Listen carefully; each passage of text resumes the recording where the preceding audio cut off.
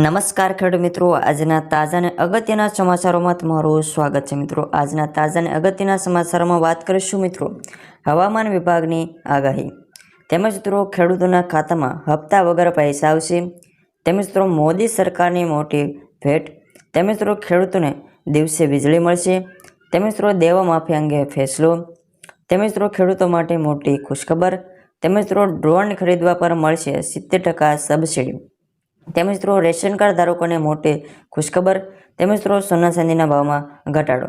મિત્રો આ તમામ સમાચારોની વિગતવાર માહિતી મેળવશું આજના આપણા વિડીયોની અંદર। તો તમામ મિત્રો વિડીયોમાં અંત સુધી બન્યા રહેજો અને ચેનલ પર નવા છો તો ખાસ મિત્રો આપણી આ યુટ્યુબ ચેનલને સબસ્ક્રાઈબ કરી લેજો।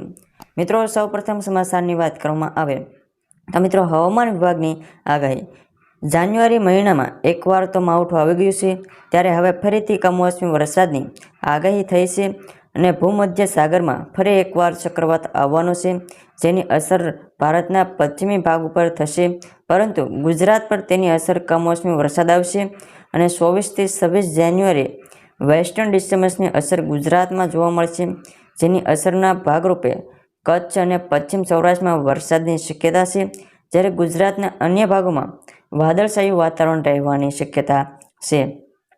ત્યારબાદ મિત્રો બીજા સૌથી મોટા સમાચારની વાત કરીએ મિત્રો ખેડૂતોના ખાતામાં હપ્તા વગર 42,000 રૂપિયા ખાતામાં આવશે।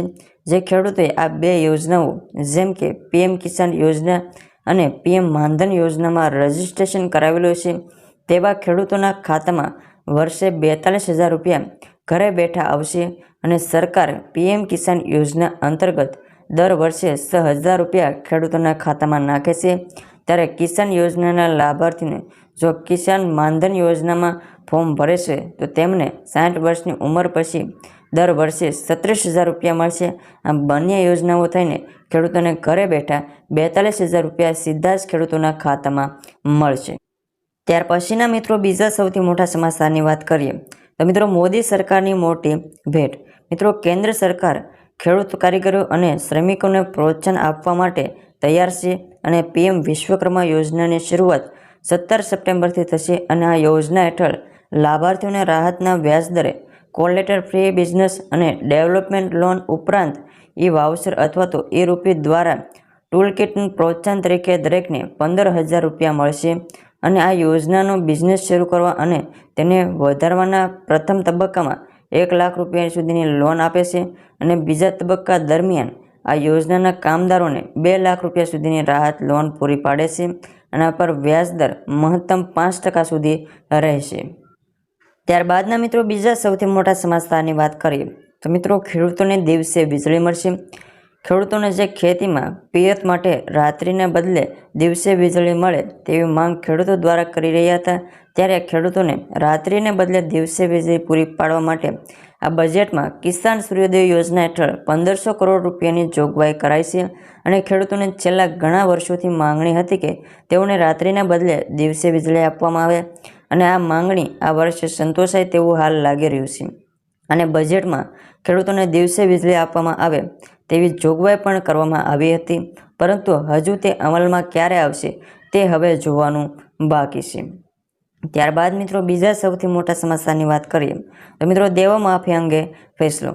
ખેડૂતો માટે દેવા માફી બિલ પસાર કરવાને લઈને આવ્યા રાહતના સમાચાર।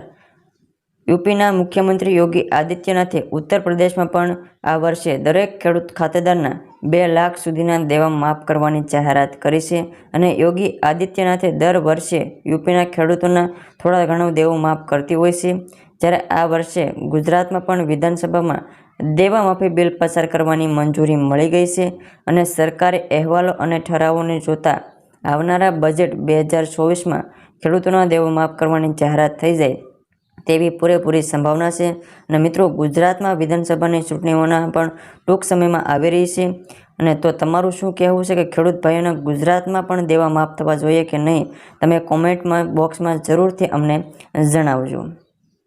ત્યારબાદના મિત્રો બીજા સૌથી મોટા સમાચારની વાત કરવામાં આવે મિત્રો ખેડૂતો માટે ખુશખબર। મિત્રો નાણામંત્રી નિર્મલા સીતારામન આ વર્ષે બજેટ 2024માં ખેડૂતો માટે મોટી જાહેરાત કરી શકે છે। એક રિપોર્ટ્સ અનુસાર પીએમ કિસાન સન્માન નિધિમાં વધારો કરવાની યોજના સરકાર બનાવી રહી છે। હાલમાં દેશમાં 11 કરોડ ખેડૂતોને 6,000 રૂપિયા મળે છે અને 6,000 રૂપિયા દર 4 મહિનાના અંતર સાથે 2,000ના 3 હપ્તા આપે છે, જેને વધારીને સરકાર ખેડૂતોને 12,000 રૂપિયા કરવાની તૈયારી કરી રહી છે। એટલે કે આવનારા સમયમાં હવે ખેડૂતોને 2,000ને બદલે 4,000ના 3 હપ્તા આપવામાં આવશે। ત્યારબાદના મિત્રો બીજા સૌથી મોટા સમાચારની વાત કરીએ તો મિત્રો ડ્રોન ખરીદવા પર મળશે 70% સુધીની સબસિડી।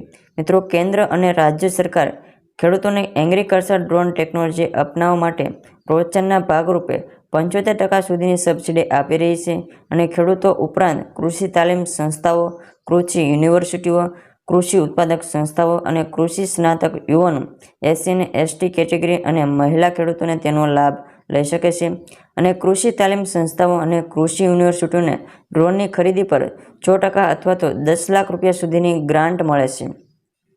ત્યાર પછીના મિત્રો બીજા સૌથી મોટા સમાચારોની વાત કરવામાં આવે તો મિત્રો રાશન કાર્ડ ધારકોને મોટી ખુશખબર। જો તમે પણ પ્રધાનમંત્રી ગરીબ કલ્યાણ યોજનાનો લાભ લઈ રહ્યા છો તો હવેથી તમને પણ 35 કિલો મફત અનાજ મળશે અને મોદી સરકારે નવા વર્ષમાં આ મોટો નિર્ણય લીધો છે અને તે માટે તમામ રાજ્યોને દિશા નિર્દેશન પણ આપી દેવાય છે અને 1 ફેબ્રુઆરીથી અંદાજે 80 કરોડથી વધુ લોકોને મફતમાં અનાજની સુવિધા મળશે। આમાં મહત્વની વાત તો એ છે કે તમને પણ આખું વર્ષે ફ્રી અનાજનો ફાયદો મળશે। આવો તો તમને પણ જણાવી દઈએ કે કોને મહિને 35 કિલો ફ્રી અનાજ મળશે। ત્યાર પછીના મિત્રો બીજા સૌથી મોટા સમાચારોની વાત કરવામાં આવે તો મિત્રો સોના ચાંદીના ભાવમાં મોટો ઘટાડો। મિત્રો છેલ્લા કેટલાક દિવસોમાં સોના અને ચાંદીના ભાવમાં વધઘટ જોવા મળી રહી છે અને વર્ષની શરૂઆતમાં 2 જાન્યુઆરીએ સોનું 63,602 રૂપિયાનો રેકોર્ડ સ્તરે પહોંચી ગયું હતું। જોકે આ પછી તેમાં ઘટાડો થયો હતો અને શનિવારે તે 62,000 રૂપિયાની નીચે આવી ગયું હતું।